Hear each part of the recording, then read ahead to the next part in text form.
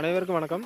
இன்றைக்கி நம்ம வீடியோவில் என்ன பார்க்க போகிறோம் அப்படின்னு பார்த்தீங்கன்னா, உங்களுடைய சிஆர்டி டிவி அல்லது எல்இடி டிவி, ஸோ எந்த டிவியாக இருந்தாலும் இந்தமாரி ஒரு நோ சிக்னல் அல்லது சர்ச்சிங் ஃபார் சிக்னல் அப்படின்னு வந்துச்சுன்னா இந்த ப்ராப்ளத்தை வந்து நம்ம எப்படி சால்வ் பண்ணுறது அப்படிங்கிறத இந்த வீடியோவில் நம்ம பார்க்க போகிறோம்.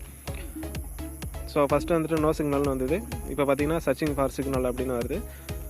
ஸோ இதை வந்துட்டு நம்மளே வந்து இந்த ஃபால்ட்டை வந்து அட்டன் பண்ணலாம். ஸோ உங்களுடைய செட்டப் பாக்ஸு பின்னாடி பார்த்திங்கன்னா இந்த எல்எம்பிக்கு போகக்கூடிய, அதாவது டிஷ்ஷுக்கு போகக்கூடிய கேபிள் வந்து டிஸ்கனெக்ட் ஆகிருக்கலாம், அப்படி இல்லைன்னா சரியாக கனெக்ட் ஆகிருக்காது. ஸோ இந்த கேபிளில் பார்த்திங்கன்னா ப்ளஸ் மைனஸ் 2 கேபிள் இருக்கும். இது பார்த்திங்கன்னா இந்த எல்எம்பிக்கு வந்து 12 வோல்ட் சப்ளை போகும்.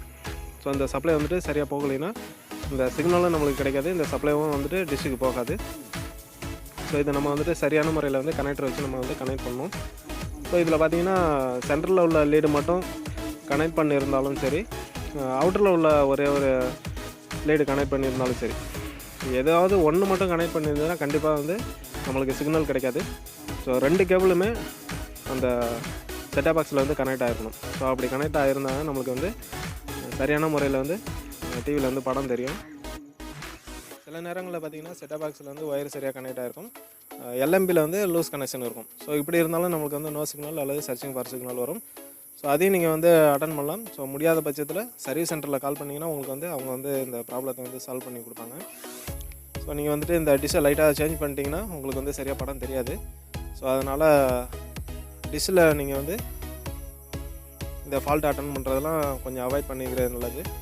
ஏன்னா ஒரு பாயிண்ட் லைட்டாக டிஷ்ஷு டேன் ஆகிடுச்சுன்னா கூட நம்மளுக்கு சரியாக படம் தெரியாது. ஸோ 1-2 சேனல் வந்து கட் ஆகிடும். ஸோ அதனால் டிஷ்ஷில் ஃபால்ட் அட்டன் பண்ணுறதெல்லாம் முடிஞ்ச அளவுக்கு நீங்கள் எக்ஸ்பீரியன்ஸ் ஆகிருந்தீங்கன்னா நீங்கள் வந்துட்டு இதை அட்டன் பண்ணுங்கள். ஃப்ரெஷ்ஷாக இருக்கிற பட்சத்தில் டிஷ்லலாம் நீங்கள் வந்துட்டு வைக்க வேணாம். ஸோ இப்போ நம்ம வந்துட்டு ப்ராப்பராக வந்து கனெக்ட் பண்ணுறோம். ஸோ இதுக்கப்புறம் நம்ம டிவி வந்து ஆன் பண்ணி பார்க்கலாம். ஸோ இப்போ நம்மளுக்கு வந்து படம் வந்து கிளியராக வரும். ஏன்னா நம்ம வந்துட்டு 2 கேபிள் வந்து ஓரளவுக்கு டச் ஆகிற மாதிரி கனெக்ட் பண்ணிட்டோம்.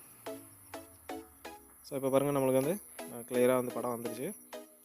உங்களுக்கு வந்து இந்த கேபிள் வந்து சரியாக கனெக்ட் ஆகிருந்தால் தான் அதில் வரக்கூடிய எல்லா சேனலுமே வந்து ஷோ ஆகும்.